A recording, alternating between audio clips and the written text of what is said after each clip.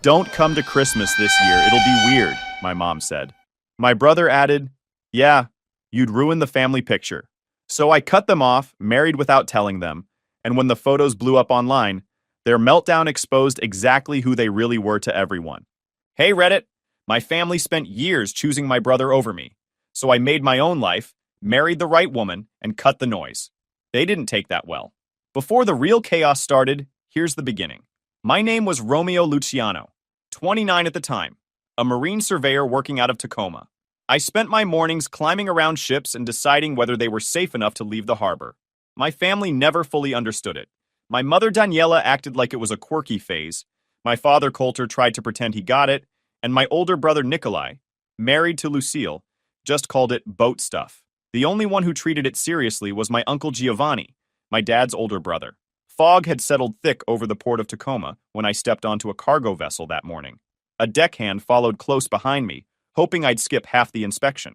You really gotta check all that? He asked. I crouched beside a hull bracket and tapped the metal. The cold bit through my gloves. My knee twinged when I shifted my weight, an old ache I pretended didn't exist. I adjusted anyway. Pain didn't get a vote. Accuracy did. Not everything, I said. Just the parts that stop you from sinking. If that's a problem, try breathing underwater. He didn't push again. I moved through the ship with the same steady pattern I'd used for years. Photos, notes, measurements, short conversations when needed. Some of the crew watched me like I was there to ruin their day. Maybe I was. If something failed at sea, no one blamed the ocean. Halfway through, the captain tried his luck. We're on a tight schedule, he said. Think you can wrap this up quick? I looked him over once, unimpressed. Sure, I said. As long as you're fine with skipped safety checks. I'm not the one sailing this thing. He backed off immediately.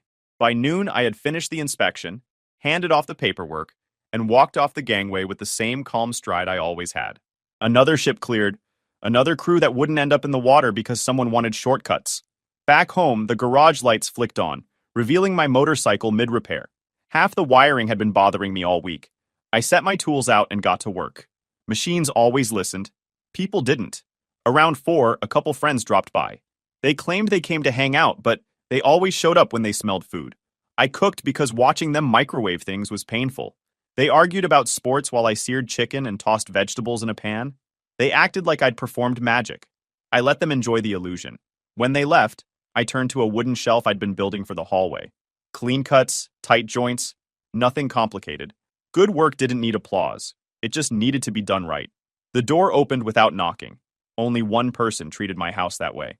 Giovanni stepped in, brushing cold air off his jacket. That shelf still standing? He asked. For now, I said. If it collapses, I'm blaming you. He snorted and grabbed a level off the bench. We worked together the way we always did. Quick, quiet, and without unnecessary questions. Giovanni never hovered or corrected. He just helped.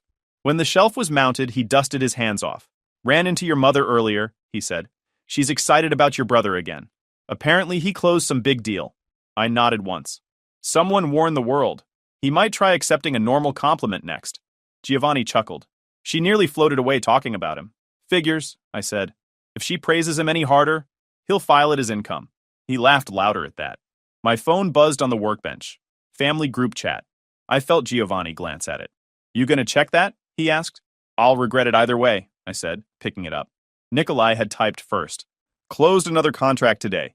Team said they've never seen numbers handled this smoothly. Daniela followed. So proud of you, sweetheart, Coulter added. That's how it's done. I locked the screen and set the phone face down. Giovanni raised an eyebrow. No reply? I stared at the screen long enough to feel the old reflex wake up. I replied, I said. Silence carried the point. Giovanni's look said he understood what it cost. After he left, I cleaned the garage, checked the motorcycle, and looked at the mounted shelf one more time. Everything sat where it needed to. Everything worked because I made sure it did.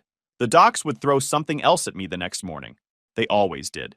And I'd handle it the same way I handled everything. Steady, sharp, and without bending for anyone who didn't earn it.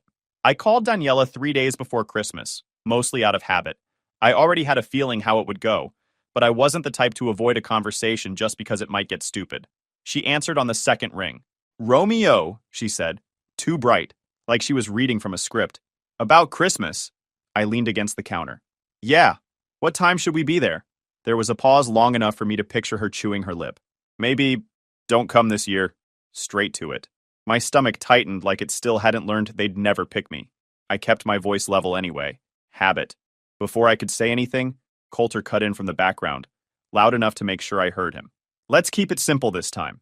I raised an eyebrow even though no one could see it. Simple meaning what? Fewer chairs? Less oxygen? Daniela stumbled over her words. No, sweetheart, it's just Nikolai and Lucille are hosting, and there'll be guests you don't know, and it might be complicated. Complicated, I repeated. Right. That's when Nikolai grabbed the phone. I could hear the smirk in his voice before he spoke. Yeah, we don't want you to kill the vibes. I let a beat pass, then stopped talking. Problem solved.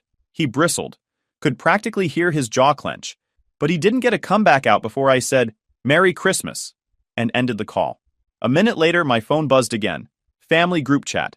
I opened it because I wasn't scared of words on a screen. Nikolai. Good. No awkward this year.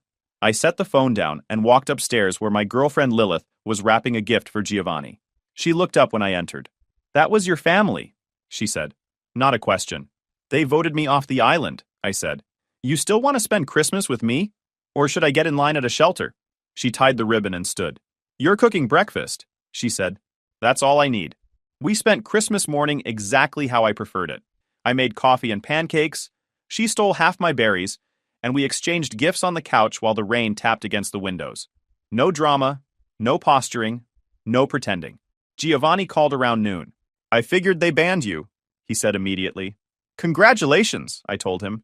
You win the prize for most accurate guess. He snorted. You want company, or you two doing your own thing? We're good, I said. Enjoy your day, old man.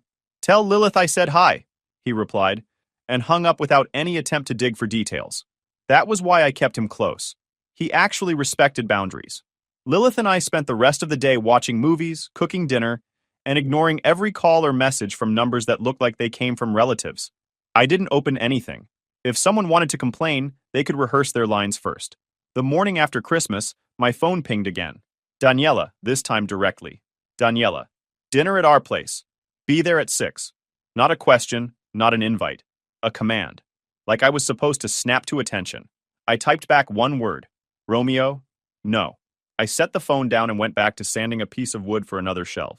A minute later, it buzzed again, but I didn't bother checking. Whatever it was would be predictable. Later that afternoon, Giovanni called again, this time with a sigh in his voice. Your mother reached out, he said. She's telling relatives you're holding a grudge. Let them believe whatever helps them sleep, I said. You're not angry? He asked, more curious than concerned. Nothing to be angry about, I said. They made a decision. I made one back. Giovanni hummed his approval. All right then, just checking. We hung up, and I went back to my workbench. Lilith walked in a moment later, leaned against the doorframe and asked, Everything handled? Handled enough, I said. She nodded once and came over to stand beside me, looking over the freshly sanded wood. She didn't ask for a rundown of the drama, didn't tell me how I should feel, didn't push. She just stayed beside me like that was where she belonged. That was enough. By the end of the day, the piece I was working on was finished, the house was quiet, and the holiday nonsense had already faded in the rear view. They had drawn their line. I simply honored it. If they wanted to turn me into the villain at family gatherings, they were welcome to the role play. I wasn't attending the performance anyway. Winter kept moving after that. January came in wet and gray, and the silence stayed exactly the way I'd built it, on purpose. By the time early spring showed up, my family's noise had faded into background static. Lilith and I didn't talk about them much, because we didn't need to. I'd seen Lilith handle pressure plenty of times, but watching her at work was a different level. The psychiatric clinic her family owned in Tacoma ran like a machine, and she was the part that kept everything from jamming. When she walked through the hall, staff straightened up without thinking. Nurses asked quick questions. She answered without slowing her stride. Direct, calm, no wasted motions. A patient raised his voice in one of the consult rooms as I walked past on my way to meet her for lunch. Before I could step in, she already had it handled. She stood near the doorway, posture relaxed but firm. Mr. Haynes, she said, voice steady. You're frustrated, not dangerous. Take a seat. We'll talk about the real problem. He sat, just like that. When she stepped out a few minutes later, she gave me a small nod, like nothing unusual happened. Ready? She asked. Always, I said. We grabbed lunch at a spot near the water. I liked the place, and she liked it because they made decent tea. A couple of my friends arrived halfway through, people who had known me long enough to skip pleasantries. My buddy Aaron looked Lilith over and said, "So you're the famous doctor." Lilith corrected him without blinking. "Psychiatrist. The word doctor is too vague. Everyone has one these days." Aaron laughed. "You're fun." She didn't try to charm anyone.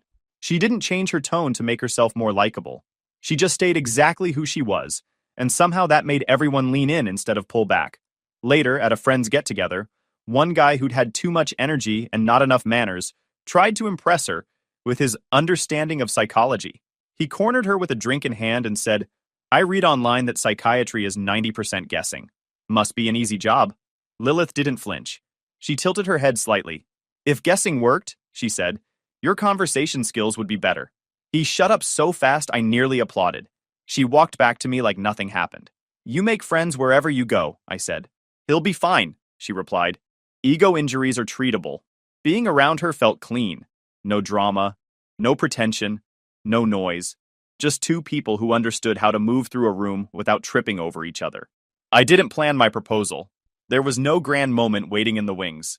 It happened on a Saturday morning while we were making breakfast together. She was at the counter slicing fruit, humming something I couldn't place. I set the pan down, wiped my hands, and said, "Lilith." She looked up immediately. "What's wrong?" "Nothing," I said. "Marry me." Straightforward. No speech, no warm-up. She didn't blink. Yes, that was it. No gasp, no shaky hands, no theatrics. She said it the same way she handled everything. Direct, certain, not looking for permission from anyone. She finished slicing the fruit and handed me a piece. Pressure wasn't her style. Confidence was. After breakfast, we sat at the table and opened my laptop. I expected her to ask about who we were inviting, how many guests we wanted, how to handle family. She didn't bring up any of it. She pulled up venue options, asked me what months I preferred, and made notes. Not one word about Daniela, Coulter, or Nikolai. Not one question about whether they'd be part of anything. She didn't ask why I didn't mention them either. I watched her scroll through a list of venues, calmly evaluating each one like she was picking out office furniture. That was when I understood the truth as clearly as if she'd spoken it. She wasn't planning a wedding around people who didn't want me around. She was planning one around us. I chose a smaller venue overlooking the Sound. She agreed instantly. She chose a simple date in early summer, far enough from Christmas for the dust to settle, close enough that we wouldn't give anyone time to interfere. I agreed instantly.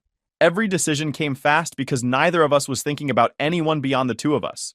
When we finished booking the basics, she closed the laptop and said, "Your uncle should come. Giovanni. He'll enjoy it." I smirked. "He'll cry." "Good," she said. "Someone should." We didn't discuss the rest of my family because there was nothing to discuss.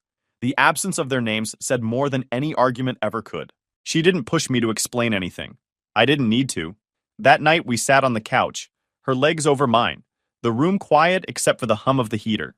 She leaned her head against my shoulder and said, "Tell me where you want the honeymoon. I'll book it." That was how we planned everything. Straight lines, no hesitation, no ghosts from other people's expectations floating between us. Lilith didn't just fit my world. She sharpened it, made it cleaner. And she did it without asking me to change anything about who I was or what I chose to keep out. We didn't say it out loud, but we both already knew. That wedding wasn't going to have a single Luciano besides Giovanni. Planning didn't take long. We kept it small, kept it clean, and let the months roll forward without inviting anyone else's opinions into it. By early summer, everything was booked. The venue sat on a rise above the Sound, quiet, open, the kind of place where the wind did most of the talking. Lilith walked the grounds with me the evening before, checking the space like she was running a final assessment. She didn't fuss. She didn't second-guess anything. When she stopped near the overlook, she said, "This spot is good." That was enough. On the morning of the wedding, the air was clear, surprisingly warm for the season. The chairs were set in simple rows, the arch wrapped with white flowers. No overdone decorations, no choreographed display. Just clean lines and the view across the water. Lilith got ready in a small room near the garden. When she stepped out in her dress, simple, fitted, the kind that didn't need sparkle to make people stare, her mother teared up instantly. Her father shook my hand harder than usual. That was their style. No big speeches, just solid acknowledgement. Giovanni arrived early, wearing a suit that looked like he ironed it himself. He clapped me on the back. "You sure look like you know what you're doing," he said. "Acting," I replied. He smirked. "Well, you're convincing." He didn't mention Daniela. He didn't ask about Coulter or Nikolai. His silence told me he already knew exactly how things stood, and approved. The guests took their seats. 40 people at most. Lilith's colleagues, her closest friends, her family, a few of mine, people who had shown up for me consistently over the years. No empty chairs waiting for ghosts. When the violin began, I moved into place at the front. The aisle wasn't long, but Lilith took her time walking it. Good. Let people stare. She was worth looking at. She stopped in front of me with that small, contained smile she always wore when she was actually happy. You ready? She asked quietly. Yeah, I said. Let's get it done. The efficient kept it efficient. Short reading, simple vows. Lilith spoke hers like she was making a promise she'd already decided on a long time ago. When it was my turn, I kept mine clean and steady. I choose you, I said. Every day. Till death do us part. Lilith's fingers tightened around mine. That was her version of tearing up. When the officiant announced us married, Lilith didn't go for some dramatic kiss. She leaned in, kissed me like we still had other things to do later, and let out the smallest breath, one I felt more than heard. The reception was exactly how a reception should be. Relaxed, genuine. Lilith's mother hugged her every 10 minutes. Her father told me twice that he liked my confidence.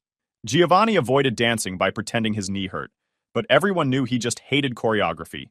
No drama, no interruptions, no sudden appearances from people who wanted credit for raising me. The day moved smoothly from one moment to the next, like it belonged to us and no one else.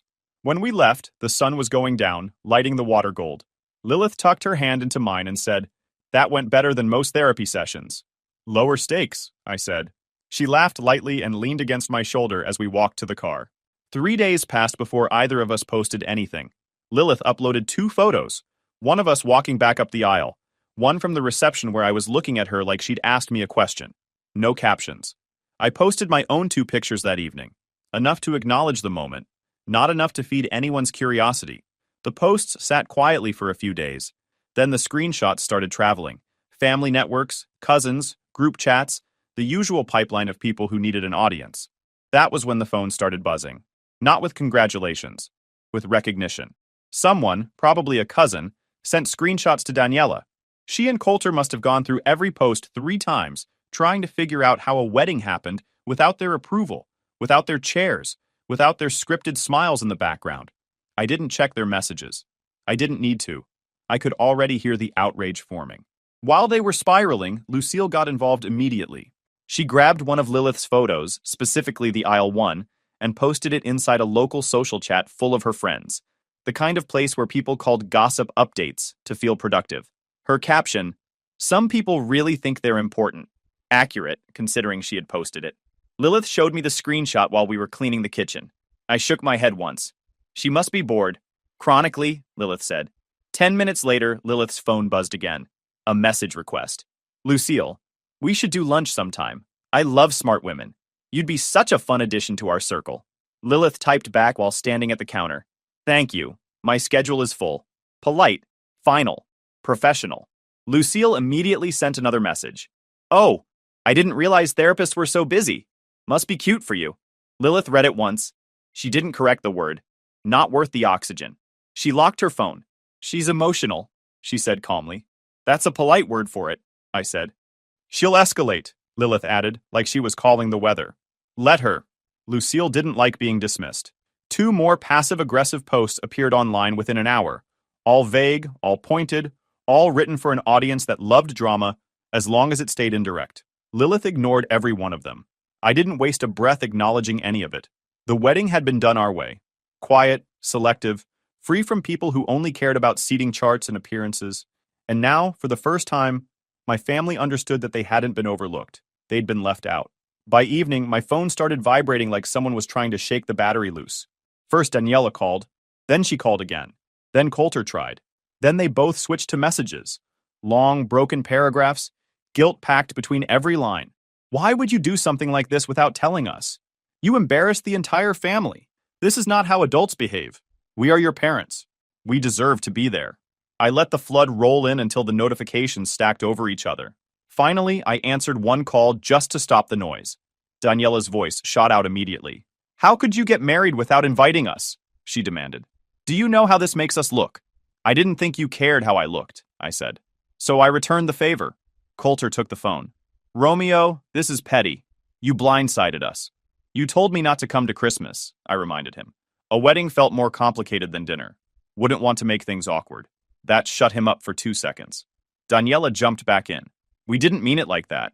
You should have still told us. We're your family. You made decisions, I said. I made mine. She inhaled sharply, an offended gasp she'd perfected after years of practice. Your brother is devastated. He said he feels betrayed. And Lucille. Lucille made a group post about my marriage, I said. She'll survive. Daniela's voice rose. Romeo, you are being cruel. I hung up. Not angrily, just efficiently. There was nothing else worth hearing. 10 minutes passed. Enough time for them to move from shock to investigation. Then it happened. The moment I expected, but still found pathetic. The calls stopped. The messages slowed. And a new one showed up. Who is Lilith's father? There it was. I didn't answer, but I didn't have to. Daniela tried next. Daniela, does her family own something? We heard they run clinics? Psychiatric? Is that true? Why didn't you say anything? The tone was completely different.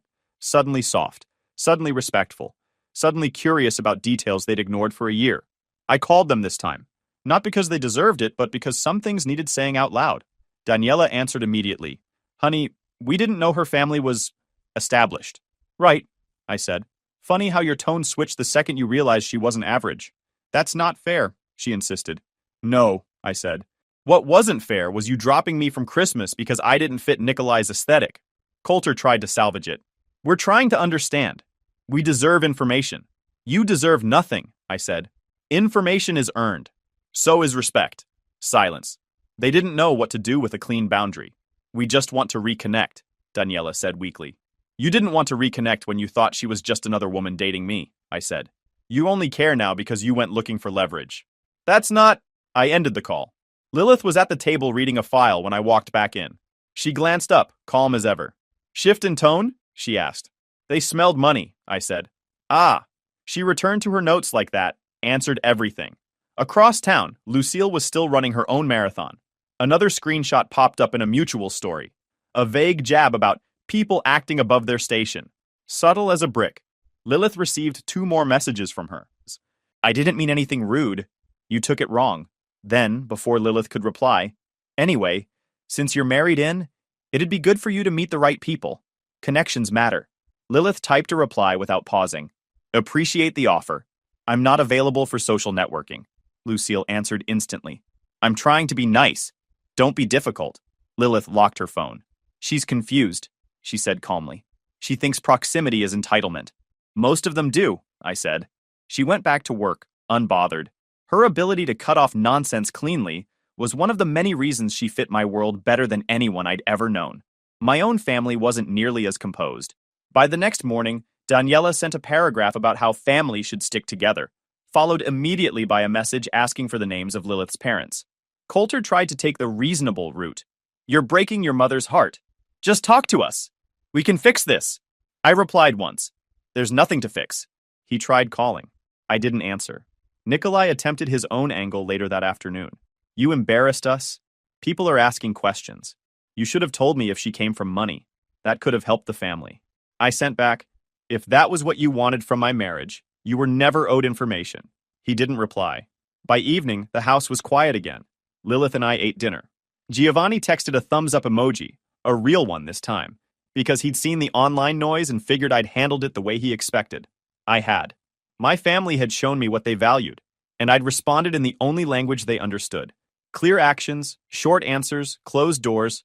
Their reaction didn't burn out. It escalated the way it always did, slow at first, then all at once, like they could pressure a boundary until it broke. Daniela and Coulter made their first move 2 mornings after their tone shift. I only found out because Lilith's clinic manager called her during breakfast. Lilith listened, expression flat, then put her phone on the table. Your parents showed up at the Tacoma office, she said. I set down my coffee. For what? A tour? They claimed they were nearby and wanted to say hi. Her tone didn't change, but her eyebrow did. They tried to walk past reception. I didn't need the rest, but she continued anyway. The staff asked them to leave. They refused, said they had a right to speak to me. Security escorted them out. Of course they did. The clinic issued a formal trespass notice. Good, I said. Today's theme is consequences. Lilith nodded once, pulled her tea closer, and went back to reviewing a case file like this was the least interesting thing happening in her world. She never fed drama. She let it starve. Meanwhile, my phone started vibrating like it was trying to escape. Daniela called first, then Coulter, then Daniela again. No voicemails. Of course not. Cowards hate receipts. I didn't answer. Their trespass notice had already given them all the conversation they needed. By noon, the next wave hit. Nikolai. He wasn't subtle about it. A mutual contact sent me a screenshot. Nikolai bragging during a work meeting that he had family ties to a psychiatric network and that he could open doors if people needed connections. He had listed Lilith's parents by name, like he'd grown up in their living room. I shook my head once and put the phone down. He didn't stop there. I found out the normal way. People forwarding things they didn't want attached to their names. A business owner sent me a screenshot of Nikolai's pitch. Then another one did. After that, a hospital board member forwarded the message with a single line. "Is this your brother?" Nikolai was calling himself part of the family, implying he could arrange introductions to Lilith's parents. Then he got bolder. He emailed one of the clinic administrators asking to schedule a chat about potential collaboration opportunities. The administrator forwarded the email to Lilith with one line. "Is this guy okay?" Lilith forwarded it to her parents. Her father called 20 minutes later. "Your brother is confused," he said plainly. "He's consistent," I corrected. "We'll handle it." They did. Their attorney drafted a cease and desist letter so sharp it could have cut steel. The document spelled out every lie Nikolai had told, the legal risk he carried, and the consequences if he kept using the family name. It didn't just go to him. It went to the people he'd been pitching, copied cleanly, like a receipt. By the time he read it, his inbox was already filling with short replies and closed doors. Nikolai lasted 3 hours before he started melting down. He called Daniela first. She put him on speaker with Coulter. They all decided I was the villain. "Nikolai, you ruined everything. You turned her family against me." "No, buddy. You did that by pretending you were part of something you weren't even invited to observe." Daniela, "Romeo, why would you let this happen? He looks terrible. People will talk." Coulter, "You need to undo this." I didn't answer any of the calls. By the time the letter hit, they were leaving voicemails anyway. Still cowards, just louder. Listening wasn't required to know how the script went. Blame, denial, self-pity. When they couldn't get to me, they tried the next target. Giovanni. Daniela called him first. "You're choosing him over us." She snapped loud enough for Giovanni to hold the phone away from his ear. "I'm choosing sanity," he said. "Try it sometime." Coulter interrupted in the background, demanding Giovanni talk sense into me. Giovanni hung up mid-sentence. But they didn't stop. Nikolai found Giovanni outside a hardware store 2 days later. Giovanni told me about it that evening while wiping grease from his hands in my workshop. "He walked up like he wanted to negotiate a hostage situation," Giovanni said. "Started with something about wanting peace in the family. Then he blamed you for the letter." "What did you say?" I asked. Giovanni smirked. "I said if he kept using people's names without permission, the next letter would be thicker." "Good." "And then," Giovanni added, "he asked if I could talk to you. Explain why you should step up and fix things." I laughed once. "What did you do?" I told him to leave before I forgot I was the reasonable one. That sounded exactly like Giovanni. After that encounter, they switched back to trying me directly. I read each message once, then blocked all 3 numbers. No dramatic speech. No warning. Just gone.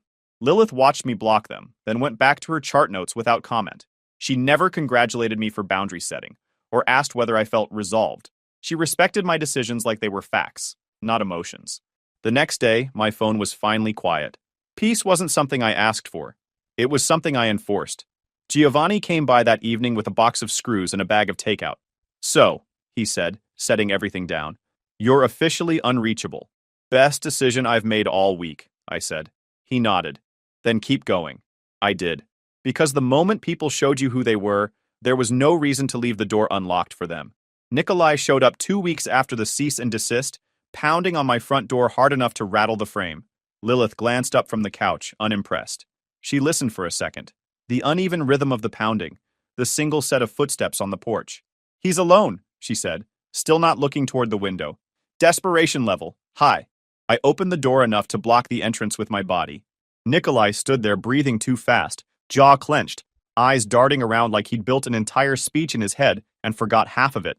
"We need to talk," he said. "Man to man." "You had your chance to talk months ago," I said. "And you used it to vote me off Christmas Island." Conversations closed. He pushed forward a step.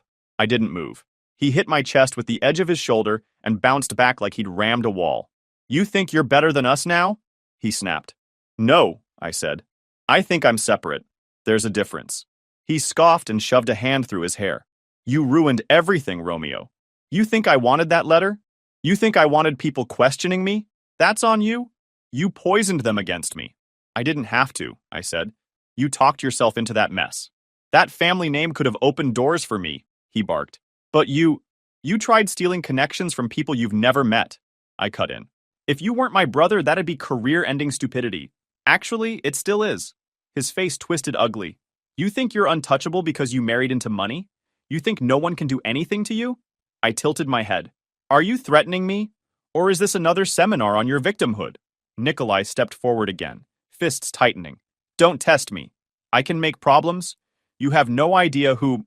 One more step, I said quietly, and I'll have the cops escort you out the same way the clinic escorted Daniela and Coulter. I don't bluff. That landed. His shoulders jerked like someone had yanked a wire inside him. You're unbelievable, he said. You're choosing her family over your own. No, I replied. I'm choosing the people who don't lie, trespass, or weaponize my name. You're not on the list. He stared at me for several seconds, mouth opening and closing like he wanted one last jab, but couldn't decide which one might hurt. Nothing came out. He stepped back, still glaring. This isn't over, he said. It is, I said. You just don't like the ending. I closed the door in his face. He didn't knock again.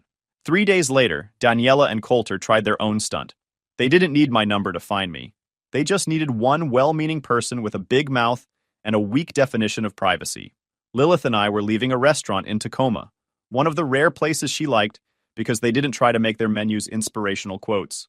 We stepped out onto the walkway, and there they were, standing too close to the entrance, pretending it was coincidence. Daniela plastered on a smile that didn't reach any real muscle in her face. Romeo! Lilith! What a surprise! Lilith stood slightly behind me, arms crossed, watching the whole display like it was a behavioral experiment. Coulter stepped forward, voice booming. We were just telling our friends inside how proud we are of you two. Newlyweds. Such an exciting time. And they looked around to see if anyone nearby heard them. They wanted an audience. Typical. I didn't give them one. You don't get to pretend, I said. Save it for people who didn't see your holiday performance. Daniela blinked rapidly. Sweetheart, you're misunderstanding. You told me not to come to Christmas, I said plainly. Now you're waving to strangers like you raised me from a Hallmark script. Pick a version and stick to it. Her smile slipped. Coulter tried stepping in again. We're trying to move forward. With what? I asked. You didn't show up to my life when it mattered. You showed up in a parking lot when it was convenient. Daniela's voice cracked into a whine. Romeo, stop making us look bad. I'm not making you look bad, I said. You did that work yourselves. A couple walking by slowed down, clearly hearing the tone. Coulter stiffened, realizing they'd lost control of the narrative. I took Lilith's hand.